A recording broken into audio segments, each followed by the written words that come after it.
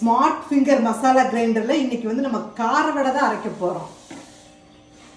கார வடை அரைக்கிறதுக்கு முதல் டைமர் வந்து செட் பண்ணணும். இப்போ 1/4 மணி நேரம் செட் பண்ணியாச்சு. இப்போ மசாலா மோடு தான் ஆன் பண்ணணும். ஒரு கைப்பிடி கருவேப்பிலை, ஒரு பச்சை மிளகாய், ஒரு கட்டி பூண்டு, சோம்பு 1 ஸ்பூன், 1 மணி நேரம் ஊற வச்ச பட்டாணி பருப்பு போட்டுக்கலாம்.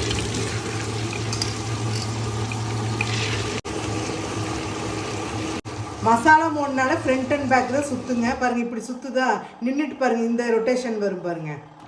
பாருங்கள், அளவான உப்பு போட்டுக்கோங்க. இதுக்கு வந்து தண்ணி ஒரு சொட்டும் கூட தேவையில்லை. டைமும் முடிஞ்சிருச்சுங்க. நம்மளுக்கு கார வடைக்கு மாவு ஆட்டியாச்சு.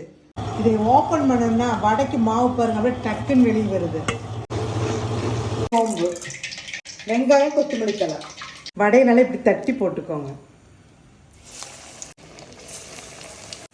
கார வடை ரெடி.